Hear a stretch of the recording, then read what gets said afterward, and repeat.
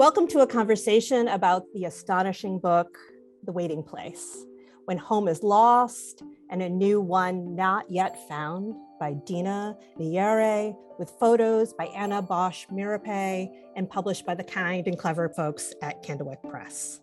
Readers will know Dina's adult work, the novels A Teaspoon of Earth and Sea, Refuge, and the widely celebrated and awarded The Ungrateful Refugee.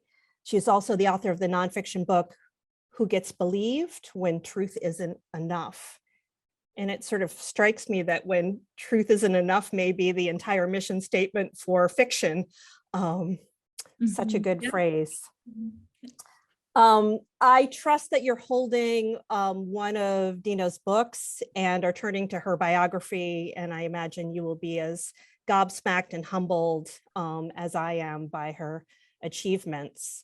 We are gathered on the 75th anniversary of the Universal Declaration of Human Rights. No need to worry if you're watching this on a different date, not on December 10th, 2022, because our world has been working towards and against those rights for 75 years, and we'll probably continue to grapple with those rights for the next 75 years. And the rest of the time we are humans on this planet. So welcome to the struggle for those rights. You're contributing to that struggle by engaging in this conversation and by reading and sharing The Waiting Place.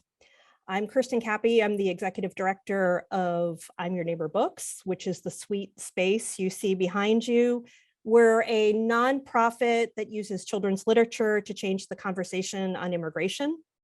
We're working with schools, libraries, and community groups nationwide to increase access to books like The Waiting Place, New Arrival, and New American children's books. We do this to create a crucial sense of belonging for immigrant and first through third generation families, and to create the rather imperative cultural competency and welcoming skills for long-term families. We had the great and intimidating honor of creating the discussion guide for this astonishing book, and we hope that you will use it to have conversations in your neighborhoods.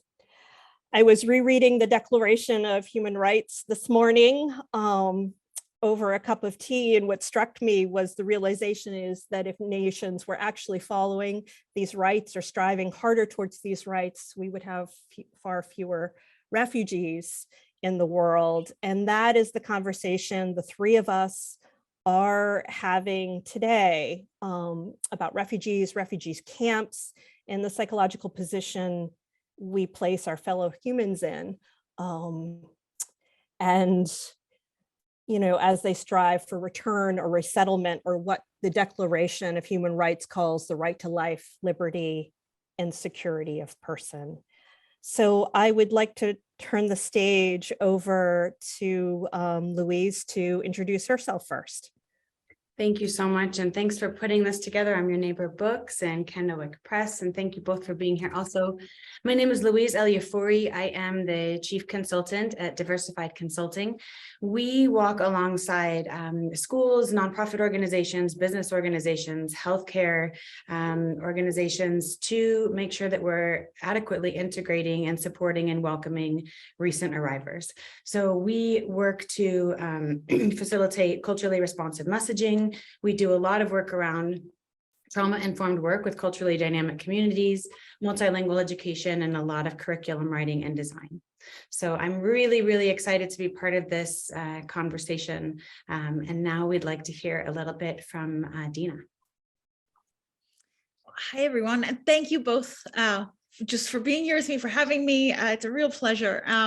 My name is Dina Nayeri. I am a writer of fiction, nonfiction, and I'm the author of The Waiting Place. I'm also a former refugee. When I was 8 years old, my family was displaced. We left Iran and spent 16 months in, I guess, waiting in camps and things until we were accepted to the US when I was 10 years old. And yeah, that's it. That's me. This is The Waiting Place.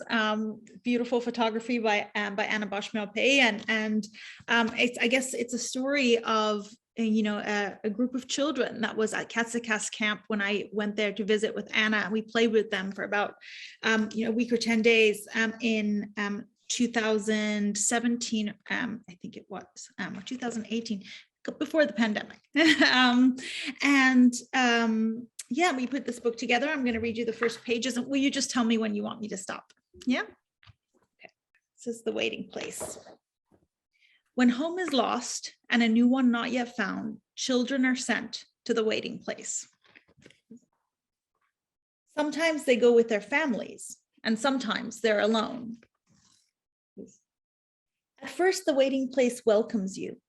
It has heard of the wars, the famines, and bombs in your home. It is very sorry. It has been waiting for you.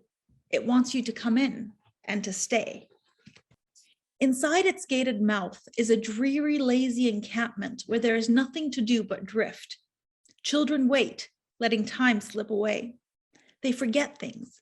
First their sums, street names, their best books, then beloved faces, stories. The waiting place doesn't mind.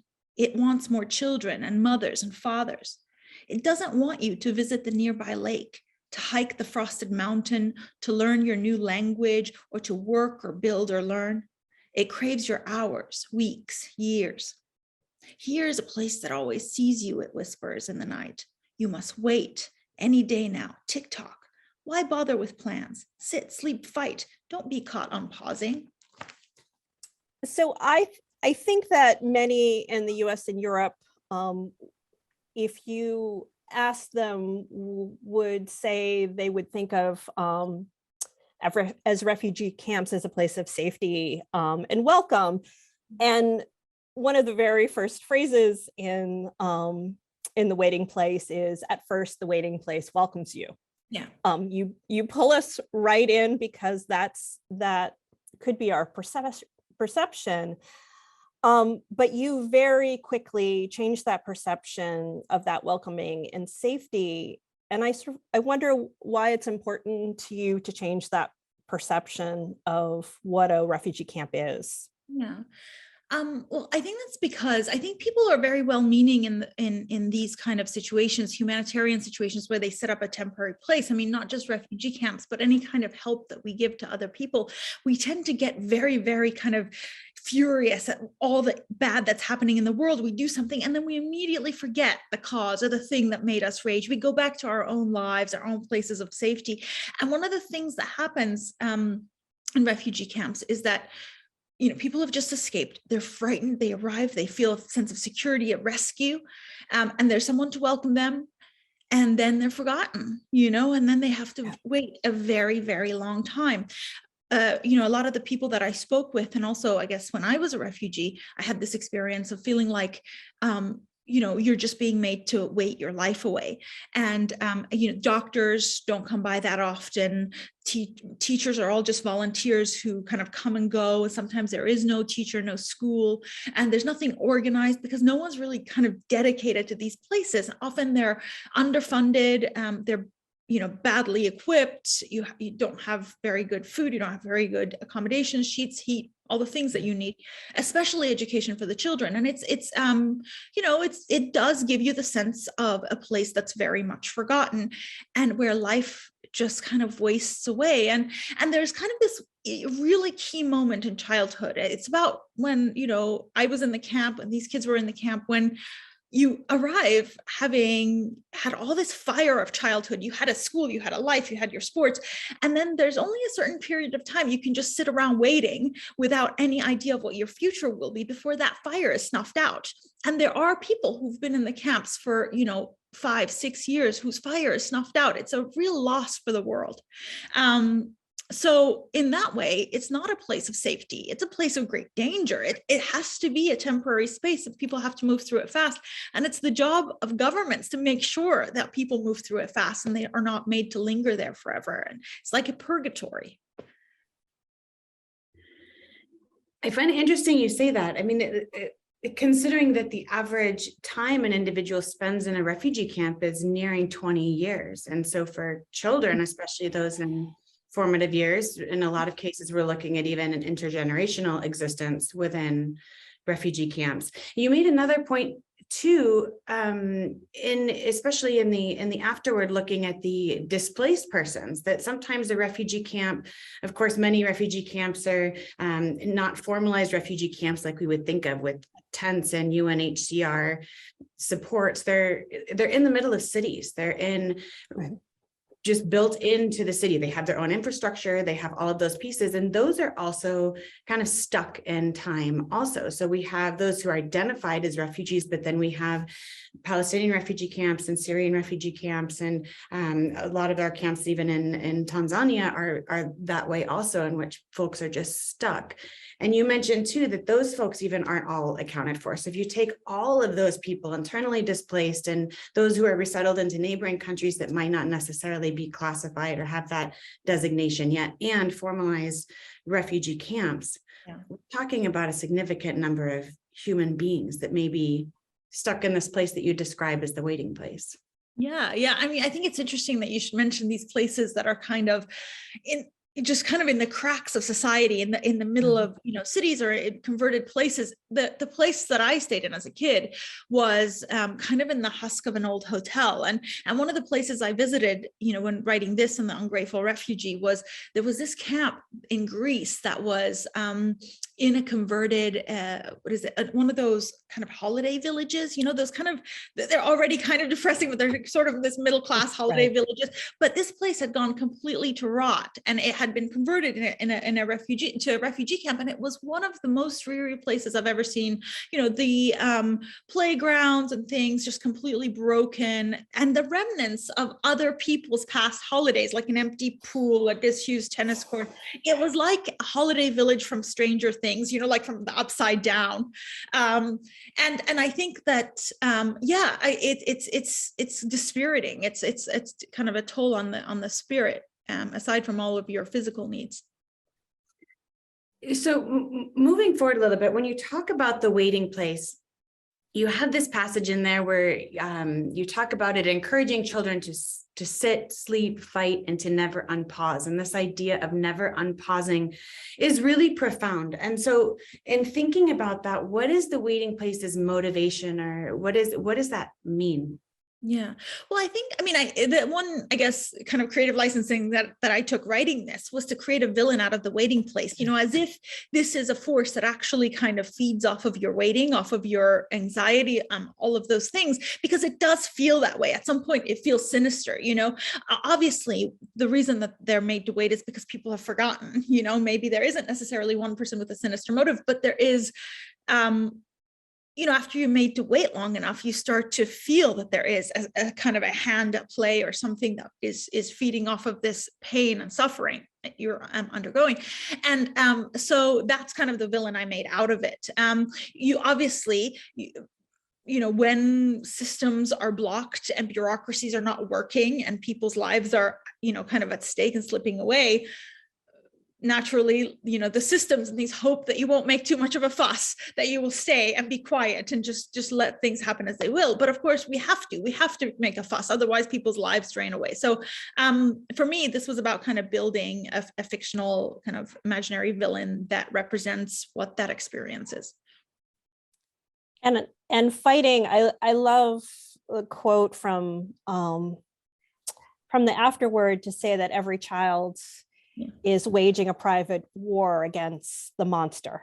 And that's the waiting place. And I'd love you to talk about some of the individual children you met and profiled, and I imagine reimagined some of their interior lives and about their acts of resistance. Yeah. Well, it's so interesting. It just immediately, when I went back, I did remember that there was this feeling, I guess, from when I was a kid, of having to use that time. What are you going to do? How much school am I missing? What should I do? If I arrive in whatever country I'm going to end up in this month or this month or this month, what do I need to have done to just pick up my life again? That kind of feeling. And I could see that in every single one of them. One of the first things that I saw when I arrived on the camp was there was a little makeshift schoolroom where there was a board, and they were learning, there were 4 columns of words, each in a different language. They were simultaneously learning Greek and English and Arabic and Farsi, just because there were Arabic and Farsi speaking kids in the room, and they each wanted to learn the other one to talk to each other. And then there was, of course, Greek in the country that they were in was Greece, and they were all hoping to go to English speaking countries. So, and there were other moments where they would even like teach each other words of German and all of that stuff. And then some of what they said just really showed the subtext of everything they were thinking about. The very first greeting I got from, almost every kid was they would run up to me and be like, as soon as they saw that there was a lady on the camp who spoke Farsi, they would come and say hi, and they'd be like, auntie, come and play, and then they would say, the very next question was always, I remember being very confused, by the way, by the first time I was asked this, but the very first question was, what's your card? And I'm like, what? What's my card? And I realized they wanted to ask for my passport. Like, what is the passport that I hold? Like, and finally I learned to say, American. And they said, oh, you have an American card. That's the best card. And it was just like every single person is defined by the country that takes them in this place. And they were, I think the struggle was not just about using the time. I mean, they definitely were all obsessed with school in a way I've never seen Western children, just because this was something that was a privilege to them. They would make up games with each other. They would create, like they would talk about how they would keep in touch no matter where they went. They would make little strategies with each other that was just absolutely heartbreaking and adorable, just about how they would use their days, or where they would end up, or what if I learn English and I end up in a German country, and that kind of stuff. There was a there was one girl who was like making little fashion designs. She would drawing designs. She had a very, she's in the book, she had a very kind of unique scar from a bombing on her face. Yeah. And then she would wear designs that somehow complemented it, and she would draw designs that would complement it, which I thought was a really beautiful form of resistance. Just there's a lot of other things, little things. There was one girl who was I really very, very much related to, because I have definitely have some OCD, and I have habits and particular things that seem strange to other people. And as a kid, it was very noticeable.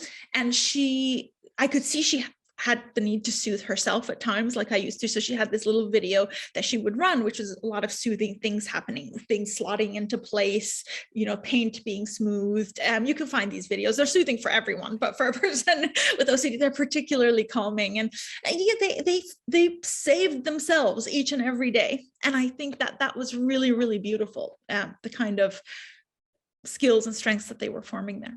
What a powerful way to say it, that they're saving themselves every day. Even when larger organizations or the rest of the outside world has forgotten them, they're saving themselves every day. Yeah. And each other. There was this one boy who, he's also in the book, he kind of became this very adult sort of mediator when the other boys would fight. There's a picture of him that I absolutely love. This boy just like would sit there and think through the problems that his friends were having and try to find solutions for them. That was like just so adult. Yeah, it's him, exactly. And here he is thinking through some solutions on a couple of mattresses outside the shipping crate. It's astonishing. And I have to tell you, it's something that a lot of adults are not very good at either. I mean, I spoke to a man in a refugee in detention who had come out of detention. I was writing his story for Refugee Tales, and he said the most beautiful thing. He said, it's better to be in prison than it is to be in a camp or detention, because in prison you count your days down, and in detention or camp you count your days up. And I thought, wow, that is very, very poignant, extremely beautiful. And he's right, that is the psychological kind of toll of a camp, is that you're counting your days up. But these kids were engaged in the business of being alive, being kids. That's why I thought they are winning against the waiting place. And I loved this same boy. Is it Martin? Martin, yeah. He the way that he handled time, like he set alarms, he watched the schedules of his older siblings and friends, their schedule for school, and gave shape to the day by trying to make, mark time during the day. Saying, I'll put you on my schedule. Well, and the funny thing is they didn't all have schedules. Only he had schedules. I mean, the rest of them, the day was kind of amorphous. But what's interesting too, is we think of that as, if we're talking about like a trauma-informed strategy, that's one of the tools that we'd use to create structure, to create routine, to create predictability. And that he's thinking and embedding that for himself. It's pretty remarkable. And, for those folks that are kind of following on that journey with him, that are part of his schedule and part of his calendar, that also is creating some sense of consistency in his immediate world, which is certainly a trauma-informed or a response to trauma that. I think you're right. You're absolutely right. That is routine. Yeah. I think you try to create structure. It's very human nature. And Louise, I am just about finished with your amazing new book, Restoring Students' Innate Power, Trauma Responsive Strategies to Teaching Multilingual Newcomers, which is your latest book, but not your first. I'd love to hear about those. I would love to hear from you what you think teachers could gain by reading The Waiting Place for themselves as educators. Gosh, thank you for asking. There's so much here. I think first of all, it's just that baseline of awareness, creating a level of empathy, digging a little bit deeper to understanding who our newcomer or our recent arriver students are, what their backgrounds are, and to really come into seeing is the big word here, seeing and listening to these individuals as just that, as individuals, as humans with lives and stories and accomplishments and all of these things before they came into our classroom or before the families came into our space. This waiting place is not a defining statement of a person's worth. It's a moment in time, as Dina's laid out for us, often much longer and much less productive. But this book, I think, really just highlights this idea of kind of this, as The Waiting Place calls out, this wasted value, this wasted skill, this wasted ability to think and act and do. And so there's a real responsibility for us to be able to highlight those skill sets for our students in our classrooms and to connect to those and make sure that we're able to capitalize and celebrate and highlight those strengths moving forward. A lot of times we hear from educators, well, if I read a book about so-and-so in a refugee camp setting, or so-and-so going through this or through transition, or isn't that going to re-traumatize my students? Isn't that going to bring things back up? And my most straightforward answer to that is absolutely not. Now, I say that with some grain of salt, in the sense that, yes, there are some things that an individual might identify with, but we also have to understand that storytelling, or just being able to see ourselves in the story of another, can be an incredibly healing process, an incredibly healing way to be able to embark on that journey toward self-growth. It also opens up conversations in a broader sense for what things. I have as you probably have already read, a real love-hate relationship with the word resilience, because I feel that that's been overused and can really be problematic when we implement it as a have or have not quality.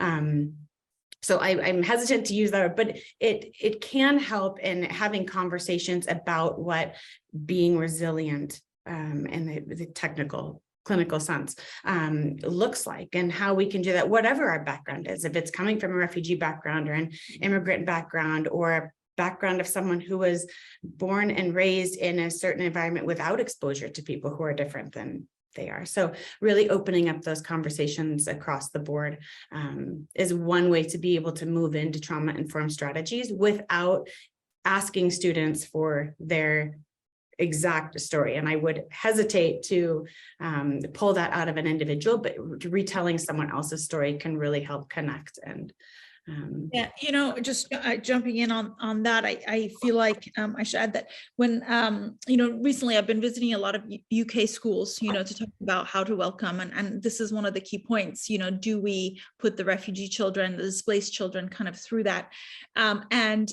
So what we decided to do is, and I think, after talking to professionals, et cetera, we decided that, we are going to give all of the children who have been displaced, and actually every child, a specific chance to opt out, not be a part of this. And we're going to make sure we're never going to point any of them out. We're never going to even mention their story or say things like, we have someone in the room who, and none of that. They would treat it as, just one of the audience, and just let them in their private space absorb what they want to absorb. And so far we've had really great response from those children, those parents as well. And I think that just looking through the book, it's really important for parents of displaced children. Some of them, we had one child whose father opted thought maybe some of the images might be a little traumatizing, so he opted out. But looking at it, I think they felt that it was exactly, just as you were saying, it's just about storytelling, sharing some specific stories with other people, and finding, common ground and some empathy, and a chance to just feel like part of the world, like your story is not completely singular, and that there's other people who can relate. So, and I think it is really also very, very important, for these stories not to feel embarrassing anymore. There's plenty of people who've gone through these things, and the native born children should be educated in this, kind of as something that happens to some people, and it will help them be better neighbors, better at welcoming, etc. So, yeah, I think the re-traumatizing is just not something that happens when you tell a story with empathy and love and curiosity, and kind of seeking to understand the good things about each of these kids. Thinking about this father who maybe mentioned that some of the images may be distressing. I listened to another interview you'd done, in which you were kind of describing your relationship with the photographer. And one of the things that you had mentioned that you loved is this idea that you were able to make, as you said, this kind of creative villain sort of character out of the waiting place, and that was captured in the photographs. And it's very evident in the way that the shadows play out. And there's one image of like a picket fence that's painted, and someone's tried to make some beauty there with a little personal garden, but it's overshadowed by all of the rest of the refugee camp space. And so I'm curious to hear from you, one, if there's a photograph or a particular image that hits your heart the hardest, and two, what you were hoping to accomplish in the photos, or what you two as a team were striving for, and if you felt like you accomplished that. Yeah.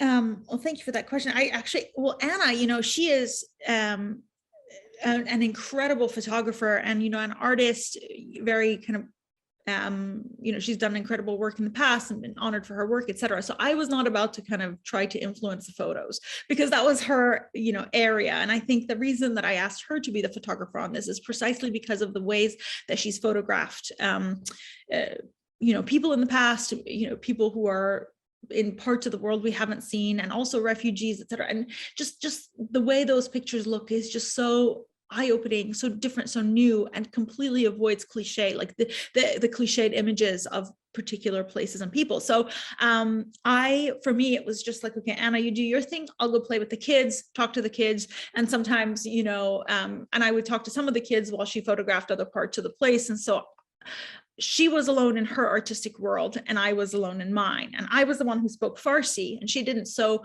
I, was just really talking to the kids and trying to understand what was going on the inside. And then I wrote something, and she brought out the pictures, and we saw that we had captured some of the same things. So for example, Mateen, this incredible young boy with this huge imagination. You know, he had told me about mediating between the other boys, and then of course there was a moment where she had captured that. I mean, she didn't go looking for it because I had caught it.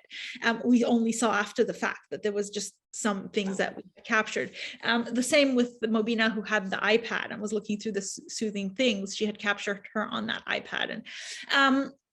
So in terms of so I guess for me, the best photos, aside from the fact that you're absolutely right that she did want to very much capture the dark and the joy, you know, the juxtaposition of those things, and she did an amazing job. The photos that really captured my heart are the ones that are really surprising and show something about their inner wishes. So for example, this one, this is the one where I insisted that it go in. And it was, by the way, a huge negotiation with everyone involved, because we had an artistic person at Candlewick, you know, the design person, I'm sorry, and then we've had an editor and all of that.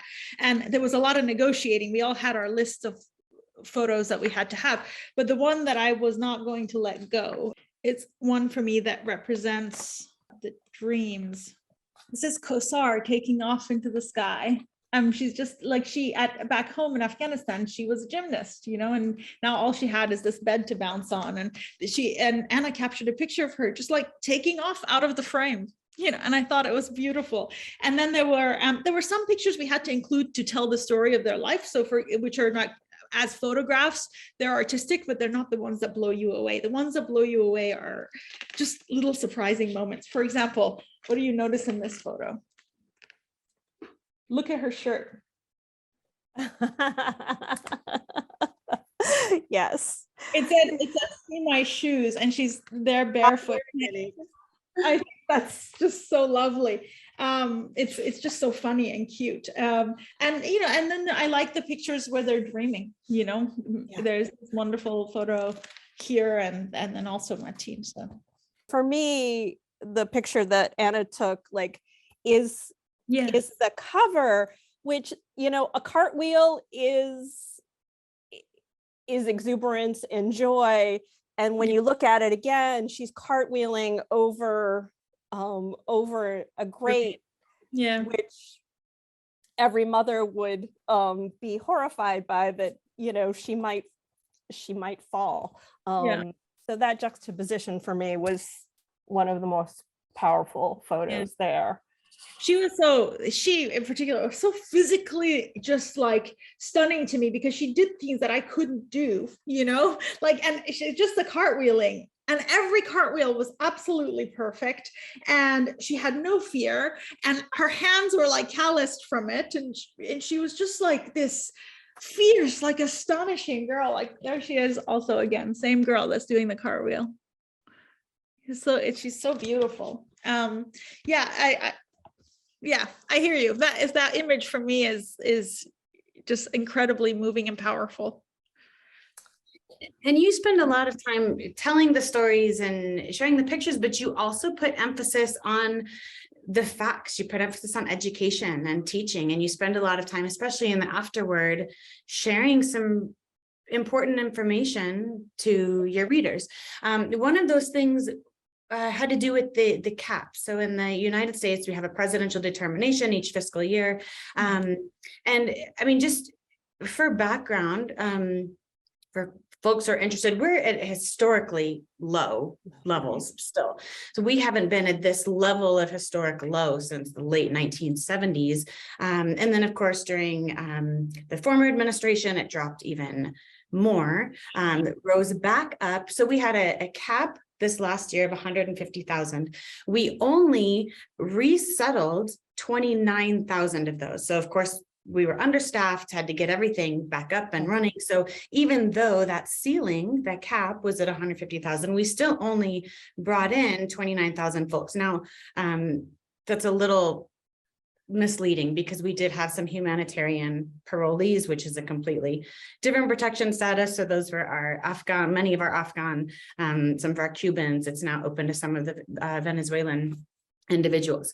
But you were talking about the caps in there and talking about what that means, and that when we're thinking about that word, a cap or a ceiling on something, but we're really talking about human lives. And so you bring this very personal piece in here. How can we put those in the same bucket? How can we be talking about human beings and also be quantifying in this way? We're going to save some of you and not others. And we have a number on how many people are deserving of this other thing. Can you talk a little bit more about that? Sure. I mean, it's one of those things where I think a lot of times people, adults, really deep thinking, smart adults, just let things go by without really scrutinizing them. Like, what does this mean? It's just the way things are. Like one of the things I talk about is how, why is it that we even talk about, for example, how much economically refugees add to our to our economy, how much they add when we're talking about saving or not saving their lives, so what,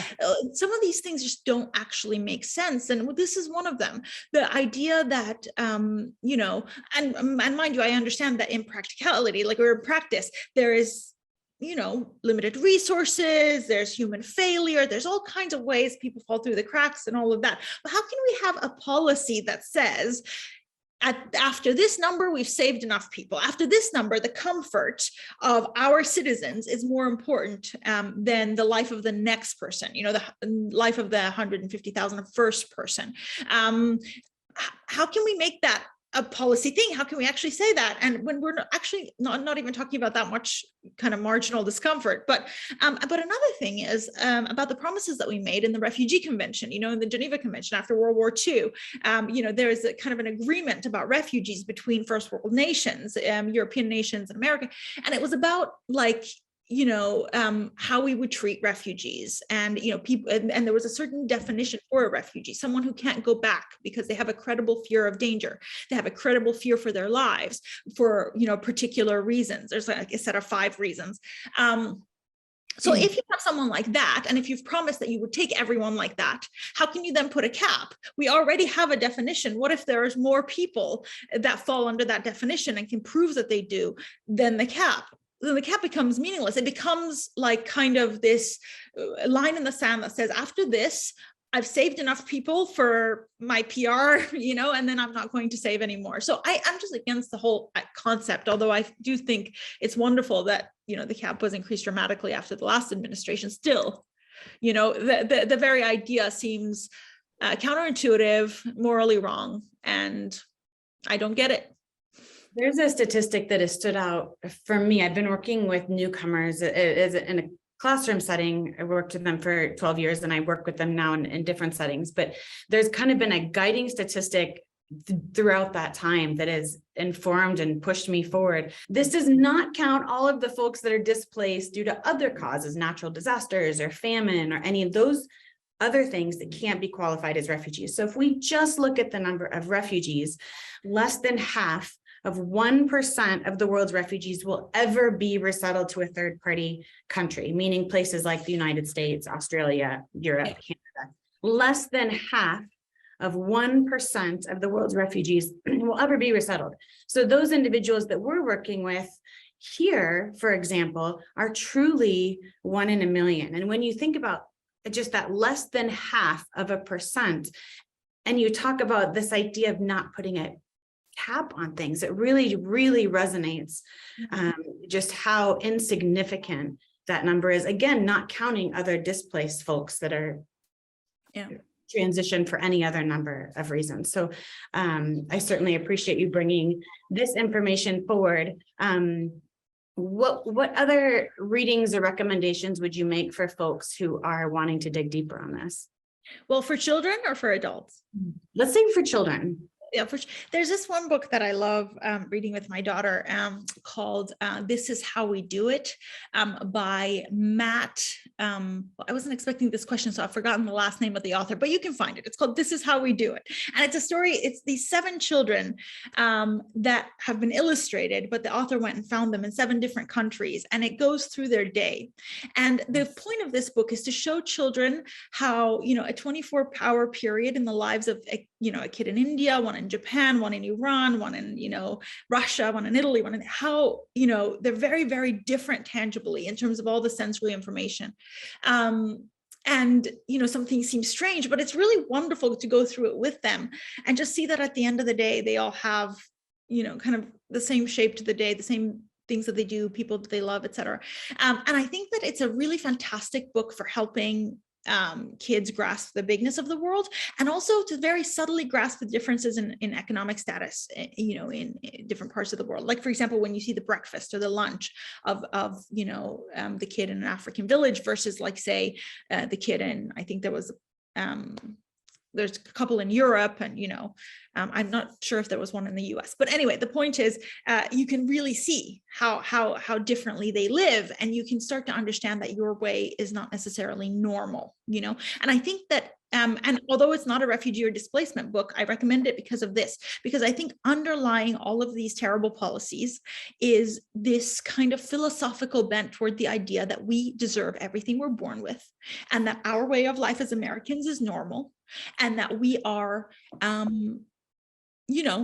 the kind of baseline, and everyone else who's worse off for some reason must deserve that, and everybody else who's better off must have earned that, and none of that is really true, right? So I think as a child we have to fight back against this kind of thinking, and the way to do that is reset what normal is, to show how big the world is, how very differently people live, and have the child themselves ask the question of why does she only get that bowl of mush, and why does this other one get the Nutella and the toast and the eggs and all of that stuff for breakfast? And I think that right there, that is a question that if you ask at 7 years old, you're on the right track in terms of understanding that there are issues of access and privilege in the world. Thank you for sharing that. On my list. Kirsten, is it wrapping up here? Today's talk aligns with the Universal Declaration of Human Rights anniversary. Do you want to talk a little bit about that and maybe bring Dina into this conversation with us as well? Yeah, I felt like, looking back through the declaration, that there are two that I feel this book sits right in the middle of, and this conversation sits in the middle of, which is Article 14, which says that everyone has the right to seek and enjoy, in other countries, asylum from persecution. And then Article 3 says everyone has the right to life, liberty, and security of person. So I feel like your book in this conversation sits there, and I wonder both what you feel about that, and maybe to close, where fiction and nonfiction for children is going to get us in this conversation. How do we want readers to start shifting this world? I mean, I think for me, it's just about what I just said, from a very young age, to start questioning the assumptions that underlie all of our thinking as adults. There's this exercise that I like to do, with kids, which is based on kind of the Rawlsian notion of the original position. John Rawls, the philosopher, had this idea that, like, how would you create the world, or what kind of world would you create if you were in what he called an original position, which is you had no idea what kind of body you'd be born into, what economic class, what gender, what country, anything. So then now create the world. What kind of world would we create? Well, I think anybody would try to make it as good as possible for the least well-off person, just in case. Because they would know that statistically they're probably going to end up in the body of a poor person somewhere in Asia or Africa or somewhere like that. So you don't want those people to be suffering because you don't know where you'll end up. That is a good exercise, or exercises like it, to challenge kids at a young age, to look beyond themselves. I think that's a perfect note to end on, and I just encourage you to get a copy of The Waiting Place from your library or your bookstore. I know you will want to actually end up owning a copy no matter where you encounter it.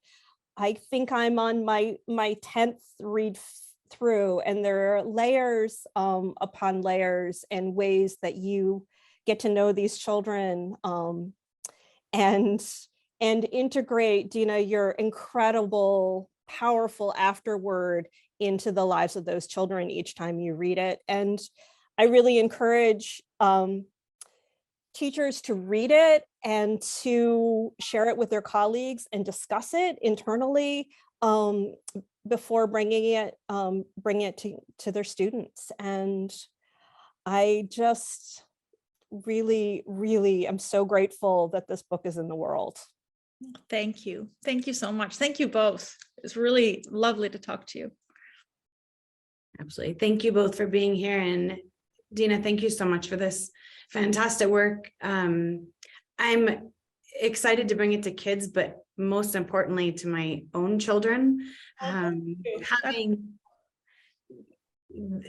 Especially having you so eloquently express how important that is for children. It's just a reminder of the little things that we can even be doing in our own homes every day to create awareness and build bridges and make positive change. So thank you so much for that.